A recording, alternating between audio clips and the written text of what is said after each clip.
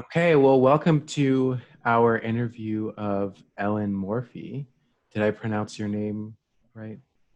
Um, Ellen, you are a professional mediator and also a member of Providence Friends Meeting, where work around racial justice and anti-racism has been happening, and you've been involved in it. And I'm really curious about how all that is going. Mhm. And then anything else you want to share about the current uprising or racial justice in the Religious Society of Friends or anything else. Yeah, absolutely. So, Providence Meeting really began its current interactions and efforts towards racial justice starting in the summer of 2015. Mm-hmm. A number of members attended a Philadelphia yearly meeting and watched a film called I'm Not a Racist, Am I? And that was moving and I think unsettling for a number of people, Mm-hmm. as it is designed to be. At about the same time, there was, as there continues to be, a spate of state violence against people of color. And those things coalesced to create a leading within the Providence Meeting community. At the time, I was not part of that community as a faith community. I was sort of one of those outer ripples in the community that regularly interacted with Providence Meeting and was part of organizations that had relationships. Mm. So I was not present for that um, incarnation, but I can share a few things about what happened. So in September of 2015, in business meeting, Providence meeting, approved a minute and made a commitment for the duration of 2015 and into 2016 to focus on work around anti-racism, around white privilege, and around, to a certain extent, racial justice. So an education and a reflecting initiative. And that minute and that commitment included the entire meeting, all the committees, et cetera, having some degree of engagement and reflection around this programming. So about once every 2 weeks, there was programming through November of 2015 and through the summer of 2016. And sometimes that involved sort of the conveyance of information and then dialogue and discussion. Sometimes it was an article that you read in advance and then talked about. One session featured the personal reflections and experiences of a meeting member who's a person of color whose family has lived in Media and Delaware County and were really prominent folk, talking about his personal experiences and experiences of his family. He and his family live and have lived in one of these little pockets that you find around Delaware County, that these little traditional African American pockets.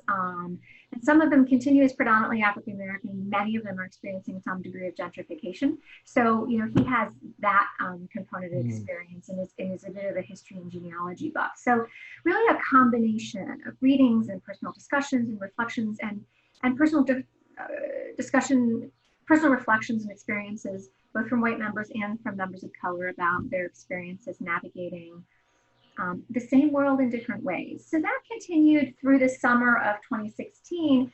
And then two of the Providence Meeting community members who also happen to be academics in the fields of sociology and social psychology, so with a fair bit of expertise, spearheaded organizing a number of events that included Providence Meeting as well as the wider community. And I participated in those. There were a couple of different programs, a dialogue around local law enforcement, which was excellent and very well attended, some programming about understanding social differences and inequality.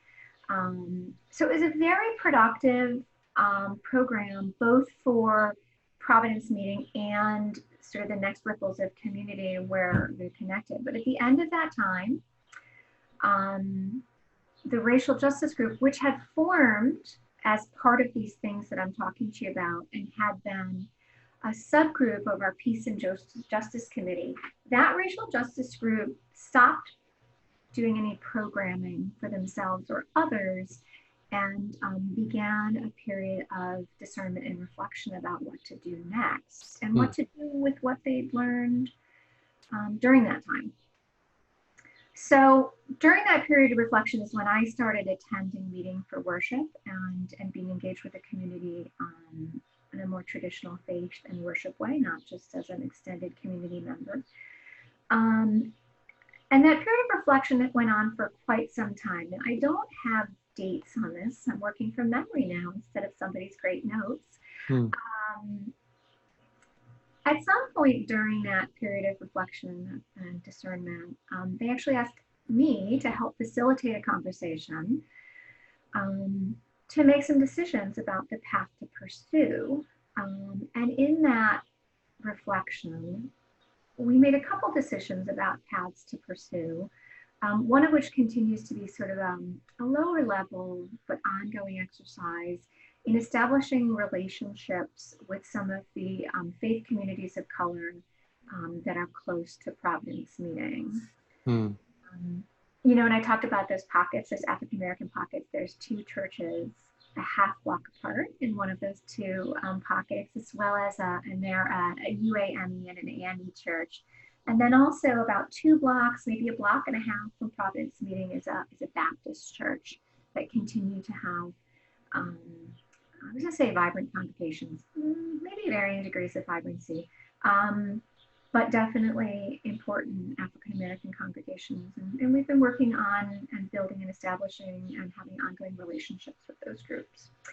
The other primary track that came out of that exercise, that discussion that was targeted around bringing the extended discernment to fruition, we decided to establish a formal relationship or work towards establishing a formal relationship, which we eventually did with Power Interfaith. The Power Interfaith is an interfaith organization that was started in Philadelphia. It is led by people of color and it is committed to doing social and racial justice work. At the time, they were beginning their growth outside of Philadelphia, establishing their work in the collar counties under the umbrella of Power Metro. They've since expanded into the Lehigh Valley and sort of statewide, but based in Harrisburg. So it's kind of a legislative focus and covering the rest of the state. But we signed up after a series of conversations as an official Power interfaith congregation. So raising awareness around that to make the decision to become a Power congregation, and then doing supporting work. We've supported a number of initiatives, but the primary campaign with Power that we've been supporting is their campaign around education equity. So Pennsylvania is an extremely unequitable state in terms of education funding. And when you drill down in the data, which a very wonky member of Power Interfaith, David Misenkis, has done, when you really drill down, there is a really jaw-dropping correlation between racial makeup of school districts and their propensity for being underfunded or overfunded in comparison to a fair funding formula that was established for Pennsylvania. And in short, the more white students in a district, the more likely they are to be overfunded per a fair funding formula, and the more students of color, the more likely they are to be underfunded. And you can drill down on that data all different ways. You can find, a handful of outliers that don't follow the pattern, but the pattern is unbelievable. So it's a racial equity issue, unquestionably. And we've done a fair bit of work around that. We organized a presentation and discussion around education equity in Chester Quarterly, which is our quarterly meeting, to raise awareness and to help, solidify our growing relationship with Power Interfaith. That was part of laying the groundwork that allowed us to sign on as a congregation and to make that decision in our business meeting to commit to that ally work, if you will.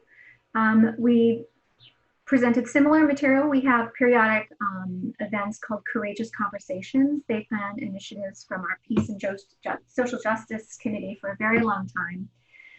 And we did a courageous conversation on education equity. So again, presenting similar material coming out of that power interfaith research, as well as, a pretty vibrant Q&A, small group discussion, and calls to action, so that we're really hitting people. We're hitting them, hitting them, touching them in their head, in their heart, in their ethics, if you will, and values, and also giving them opportunities to learn how to act on that collectively. So that's been an important racial justice path for us. And that relationship continues mostly on the education equity work. There's a handful of us who are also, on Providence Meetings Racial Justice Group, who are trained and do present on that education equity work periodically. We've done our best to leverage those relationships and understandings so that we're presenting that material also to the Southeast Delco Ministerium. So we're reaching other faith communities with that message. And a handful of us collaborate in leadership positions, strategic leadership positions with power to move that forward. So that campaign that we mostly work on, the education equity, it's a social justice issue, but once you understand the data, it's compellingly a racial justice issue. So that's exciting work that continues. So then last spring, we also had an interesting program that relates to racial justice. It did not come out of our racial justice group. We've done some renovations on our building, which my building history is poor, but we have a very old building, and even the additions are very old. And we were doing some renovations to our classroom. And in the process, it was discovered that there's a fairly large space with sort of a secret door under our classroom, and it's hypothesized as being part of the Underground Railroad. Of course, there are many spaces that are hypothesized to be part of the Underground Railroad, and confirming such a thing through written documentation is very difficult because it wasn't something that was well documented in the written record. But we have a fair bit of supporting evidence, and it inspired a few people to come together in a collaboration to celebrate work done by local Quakers in support of the abolition movement, to discuss what documentation we have of people, enslaved people who were seeking their freedom and came through our community, received support from our community, and some of whom are buried in our cemetery behind the meeting. There's often criticism about Quakers only celebrating our fabulous abolitionist history and people who worked hard to fight against slavery. A very fair criticism that that's probably not the majority of people, and that there were a fair number of slaveholders. Our team who put this together did in fact do some research around people who had held slaves in this Quaker community as well as nearby communities. Were able to find some manumission documents and that sort of, and try to, though it was, the theme was to celebrate the support that Quakers had given and to celebrate those who had fought for their freedom, with some recognition that was not, the position of everybody, to balance that out. So that was a pretty big event. It was very well attended. There's certainly people who criticized that we, didn't balance that enough, though there was an effort was made. But it was a pretty well received event, and a pretty uplifting, spirit-led event. So that was something that really engaged a broad part of our faith community, not just that racial justice group, and really reached out to Quakers in the region, as well as tons of non-Quakers, and people were really moved by that. And then we've continued our work. We really switched, the racial justice group again switched to doing more reflective anti-racism work. And in the fall, we did an extended reading group. I shouldn't say the fall, it was early winter this year, excuse me, reading Robin DiAngelo's White Fragility. And we did that over 6 sessions so that we could really sort of dig in and reflect and sort of parse through her messages in a focused way. And we had broad participation. It was very important to us. Again, we extended our invitation to a couple neighboring meetings, as well as, you know, friends of Providence meeting members. It was mostly our meeting, but we made sure that it wasn't just the people who we know are dedicated and interested in racial justice. We made sure that we made a plea, if you will, to the people who might not be as amenable to the message, to make sure that it was more of a meeting-wide exercise, because we feel like that's very important. We were slated to do another Courageous Conversation in April, which has been indefinitely postponed because of the pandemic. Mm-hmm. And that was a panel around prison reform. There's a very active prison reform group in Delaware County, Delco CPR, Coalition for Prison Reform. Many of our members, including myself, have been active with them, looking to deprivatize our county prison, the George W. Hill Prison, which is the only county prison in the state of Pennsylvania that is managed by a private prison management company, GEO. I think maybe the largest for-profit prison management company in the United States. And I am sure that we will pull that together in some way again. This spring, we also had an awareness. To be honest, that awareness arose out of the white fragility conversations, because not everybody bought into the message of the White Fragility book. And some of the pushback that we received from members of our community were troubling in the way that they were delivered. It felt a little not so transparent, and frankly, it felt a bit like a bid for white solidarity around pushing back on this white fragility message, right? I mean, this is where the rubber hits the road to a certain extent. Well, the rubber hits the road a lot of places, but it's one place. It's like, wait a minute, how do we have this conversation when we've shared the literature, we've had conversations, and we still have some folks really digging, in this case, one person, really digging their feet in and being pretty outspoken about pushing back on this. So we had some pointed conversations around that. But the racial justice group talking about, and our meeting-wide co-clerks talking about, how do we address this in a way that, you know, is respectful and, you know, does not squelch dialogue. We don't want to squelch dissent, but we also need to set some clear boundaries. And in the course of those conversations, some of us talked about a sense of disappointment that there was a lack of meeting-wide commitment to racial justice and anti-racism work. I was one of those people who specifically said that I felt some disconnect with this faith community, my faith community, though I am an attender, because I was surprised and disappointed that there was not a stated and organizational-wide commitment to anti-racism work and racial justice work. And that also led to an interesting conversation and spurred what is a work in progress, which is a creation of what we hope is a meeting-wide statement and commitment on racial justice and anti-racism.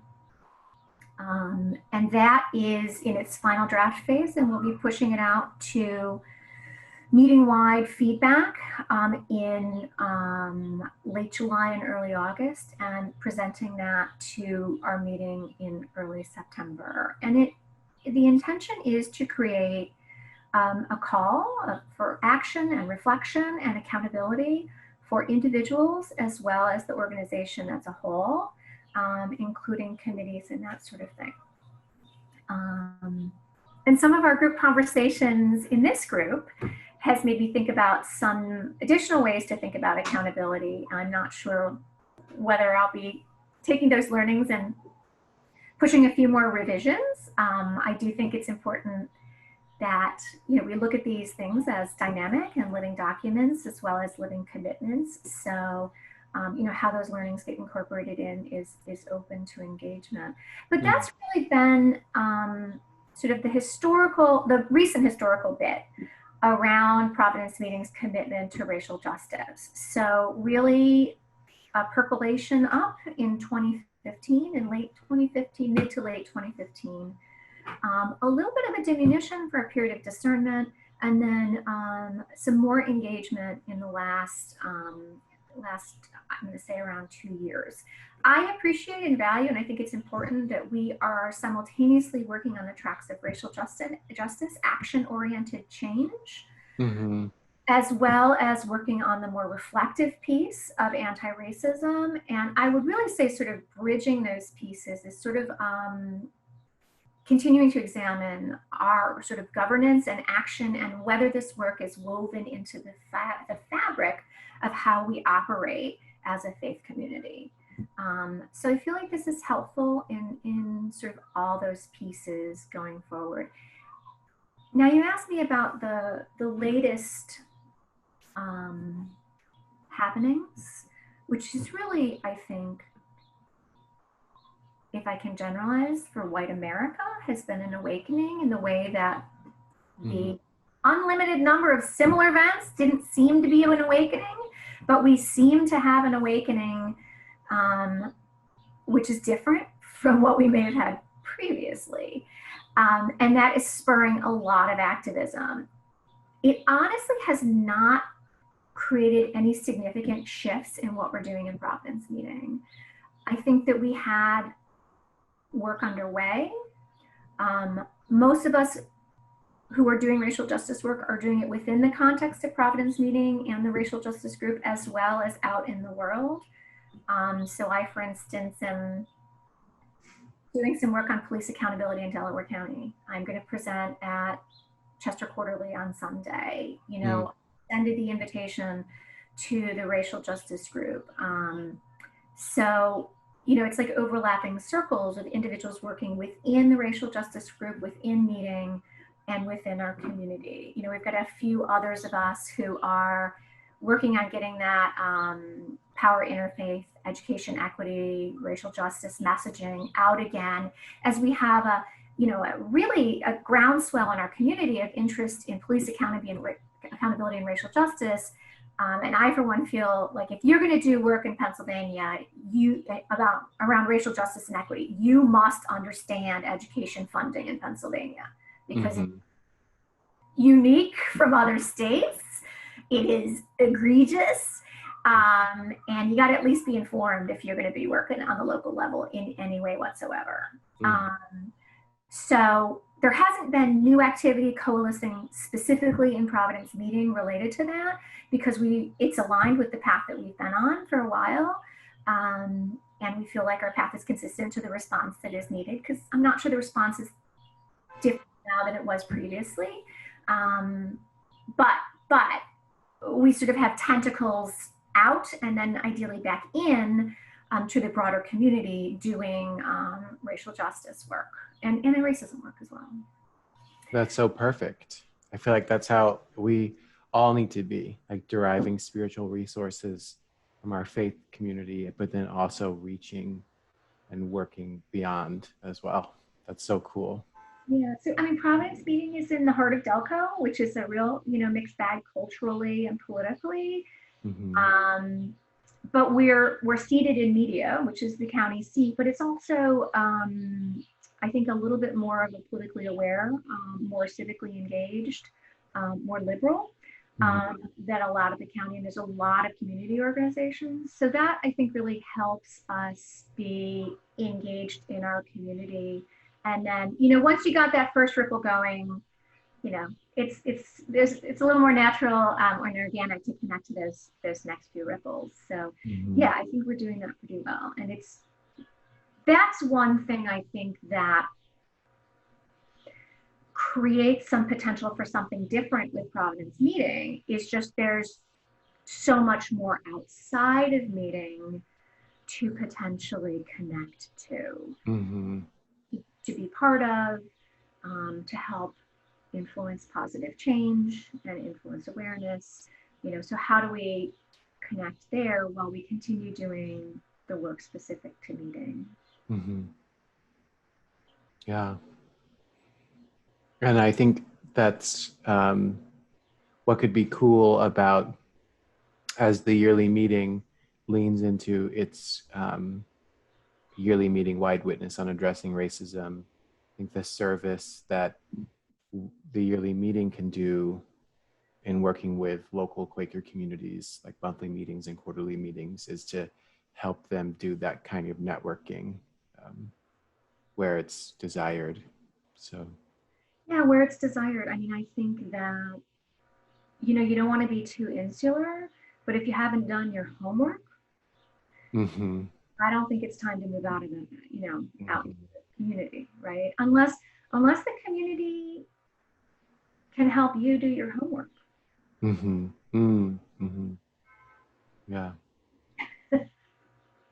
Well, I know that a lot of other meetings are also doing work on addressing racism, but I really do hope that in learning more about what Providence Meeting is up to, other groups that might be thinking about it or looking for other examples can use this as an inspiration.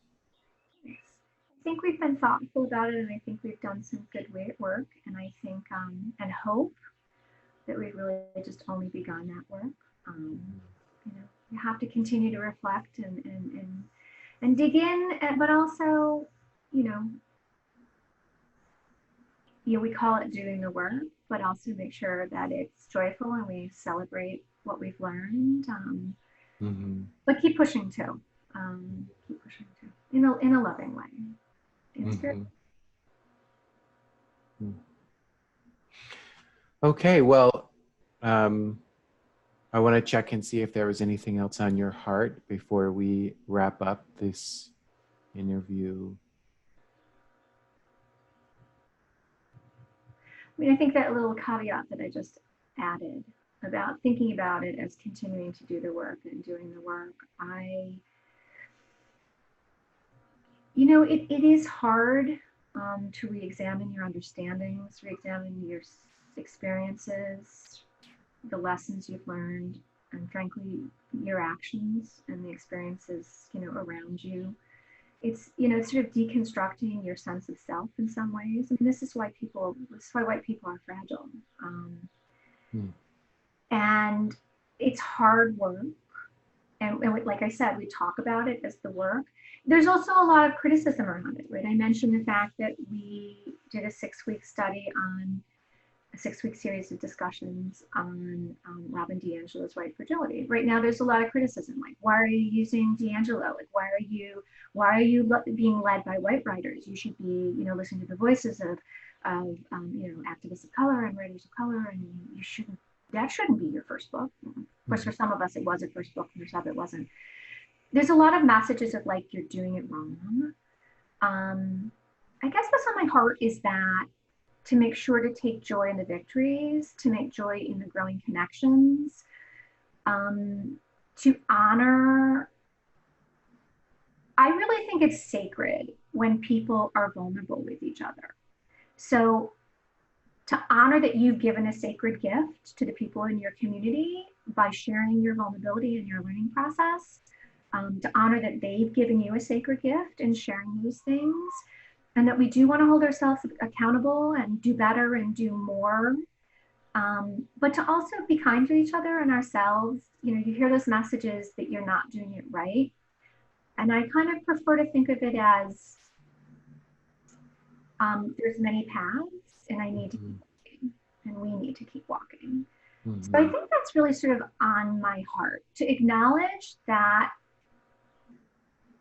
the work for white people is hard. The experience for Black people has been hard forever and continues to be hard. And I think this cracking open is probably exciting and really hard too.